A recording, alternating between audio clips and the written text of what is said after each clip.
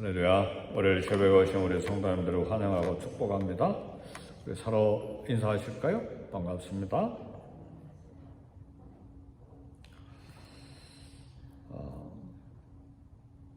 이스라엘에 대한 기독교 교계에서 생각하는 이스라엘에 대한 여러 가지 관점들이 있습니다. 어떤 신학자는 이제는 이스라엘은 더 존재 가치가 없다.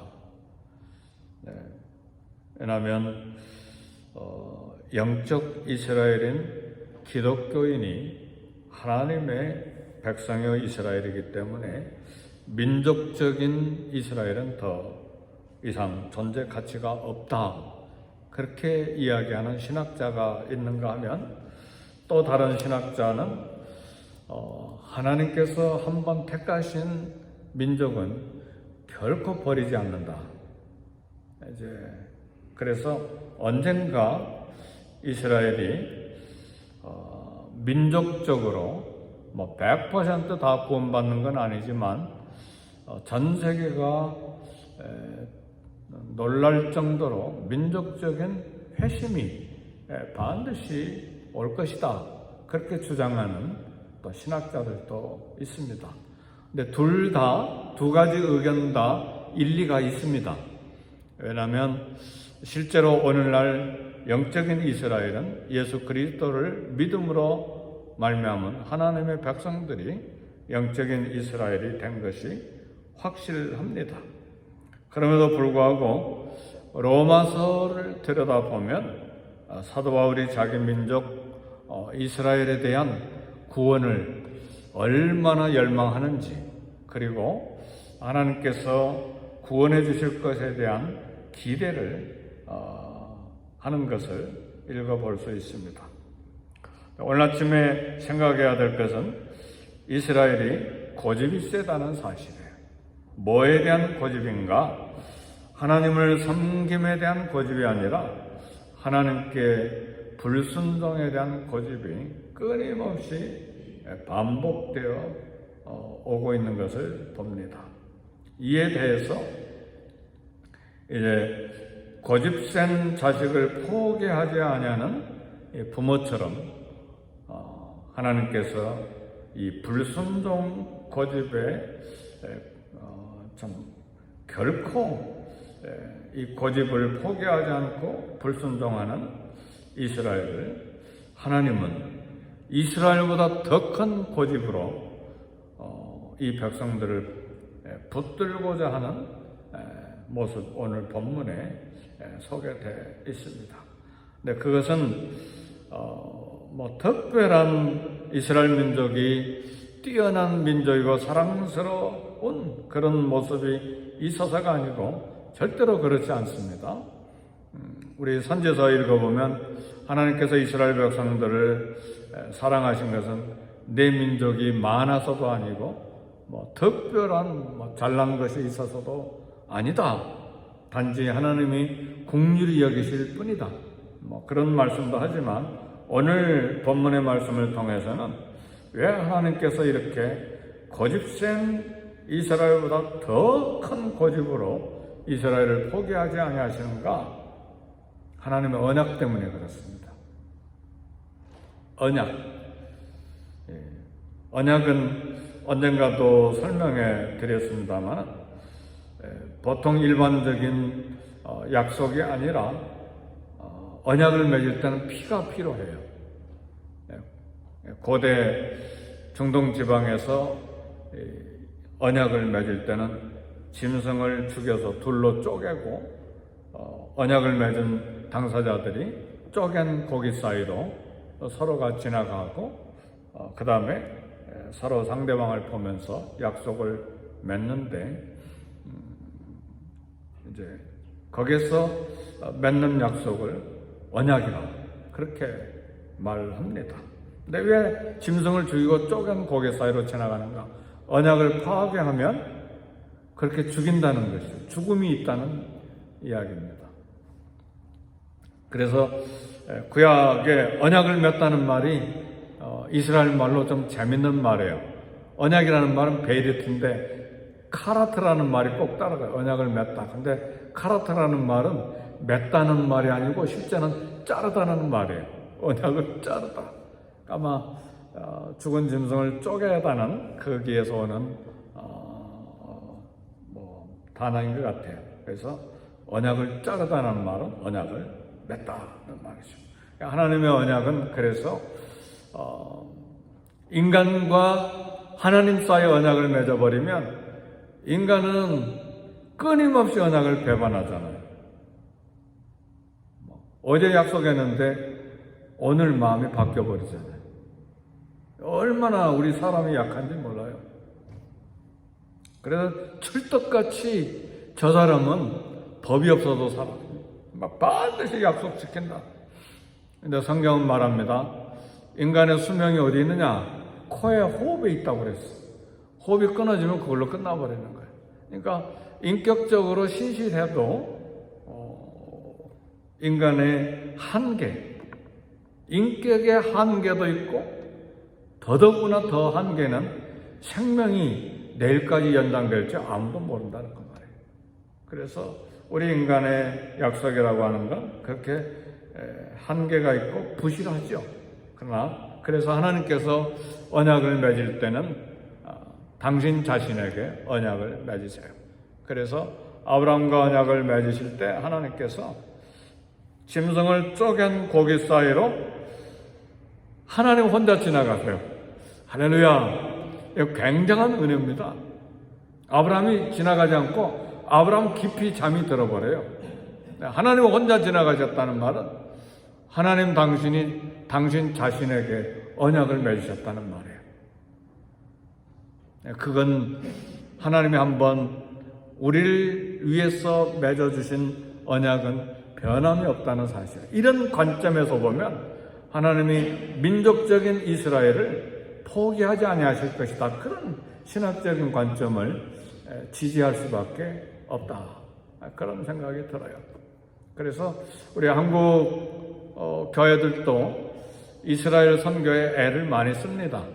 약간 너무 유대인을 신비하게 생각하고 그런 건 조금 다시 검토를 해봐야 되겠지만 하나님의 먼 구원 계획 속에서 결국은 이스라엘도 구원받아야 될 민족이다. 그런 관점에서 이스라엘을 위해서 기도하고 선교하는 건 좋은 일입니다.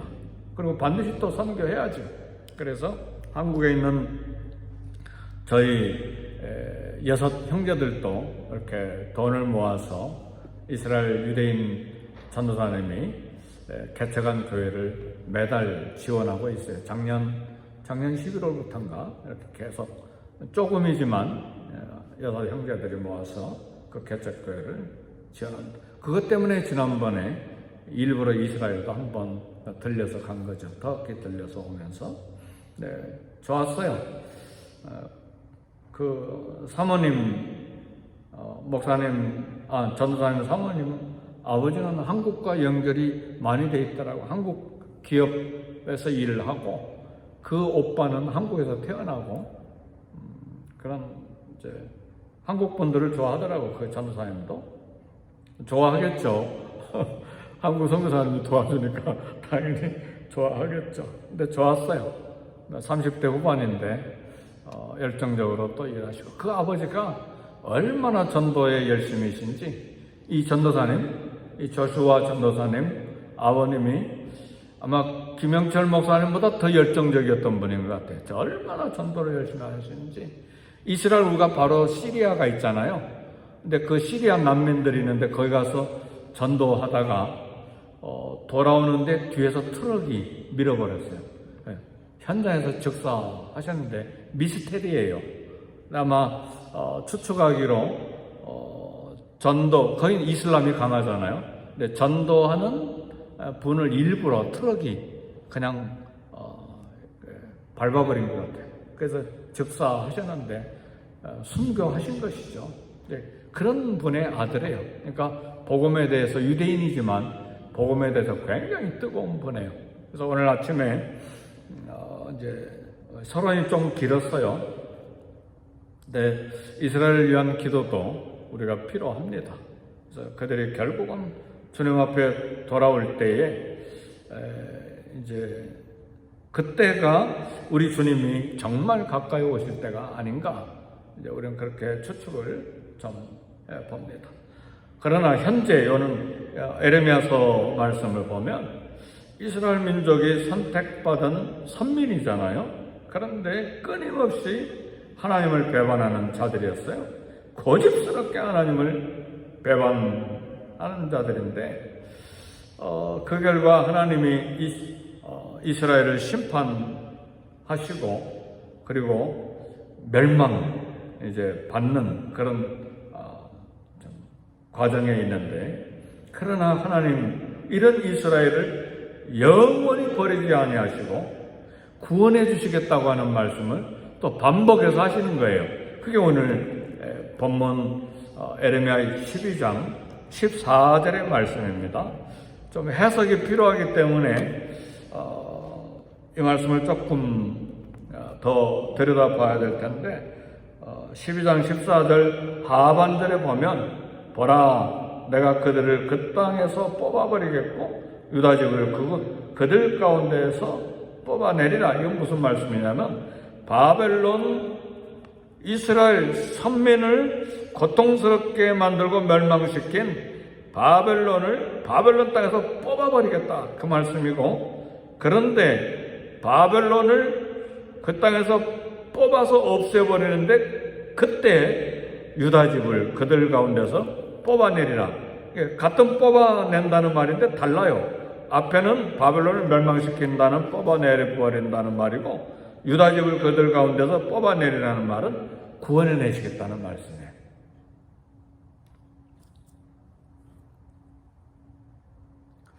구체적인 말씀은 이제 페르시아 제국을 통해서 바벨론을 멸망시켰는데, 그렇게 바벨론을 뽑아내 버리셨는데, 하나님께서는 그때 이스라엘을 구원해서 다시 회복시키겠다고 하는 말씀입니다. 이 말씀이 구체적으로 BC 538년에 페르시아 왕 고레스 때 바벨론을 멸망시키시고, 고레스 왕 유명하잖아요. 페르시아 고레스 왕이 온 페르시아에 이제 선포하죠. 이스라엘 유다 백성들은 다 돌아가기를 원하는 사람들 예루살렘으로 다 돌아가라. 그렇게 해서 성전을 짓도록 그렇게 했습니다. 근데 왜 하나님은 영원히 심판받아야 될 이스라엘을 버리지 않고 또 이렇게 구원해 주시겠다고 하는가? 분명히 북쪽 이스라엘 아수르에게 멸망당하고 남쪽 유다가 바벨론에게 앞으로 완전히 멸망할 거예요.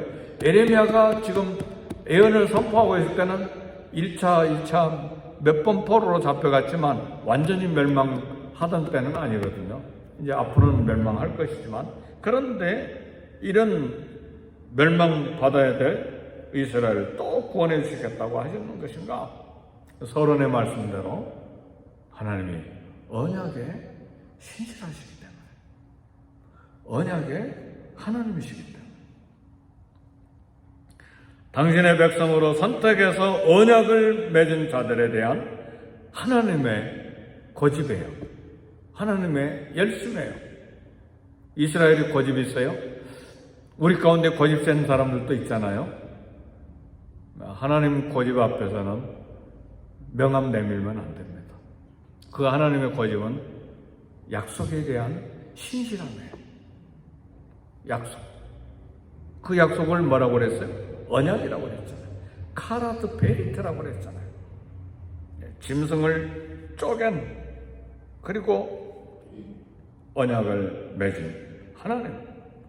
그것을 저는 고집으로 표현했는데, 신학적인 그리고 성경적인 바른 표현은 하나님의 언약에 대한 신실하심입니다.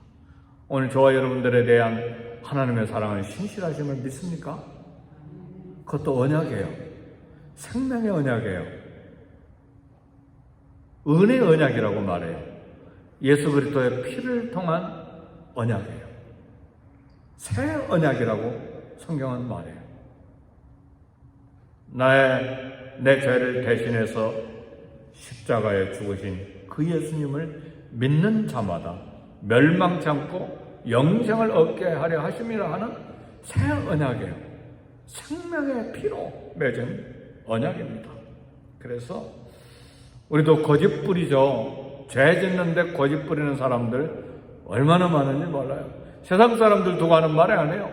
우리 기독교인들도 죄 얼마나 거짓 뿌리는지 몰라요. 죄에 대한 거짓 안 부리는 분들은 정말 훌륭한 분들이에요. 정말 성령님의 은혜가 있는 분들이에요. 조그만 죄를 지어도 금방 엎드리는 사람은 정말 축복된 사람이에요. 마음이 부드러운 사람이기 때문에. 근데 구원받아서도 죄를 얼마나 고집하는지 그 내 이익 때문에 경제적인 이익이든 내 만족이든 어떤 조그만 것 가지고 고집 부리는 경우가 얼마나 많습니까? 그런데 하나님의 언약 백성이라도 하나님의 징계로 고통을 당한다는 사실이에요. 그래서 그 징계로 절망적인 상황에 들어가는 것이 이스라엘 백성들의 역사요, 우리 개인에게도 같이 적용될 수가 있습니다. 그 징계를 히브리서에서는 채찍질이라고도 말하고 꾸지람이라고도 말하기도 하고 또 징계로도 표현을 합니다. 그러나 언젠가 반드시 회복시켜 주신다는 사실이죠. 심지어는 그 징계 때문에 육체가 생명을 잃어버리는 경우도 있어요.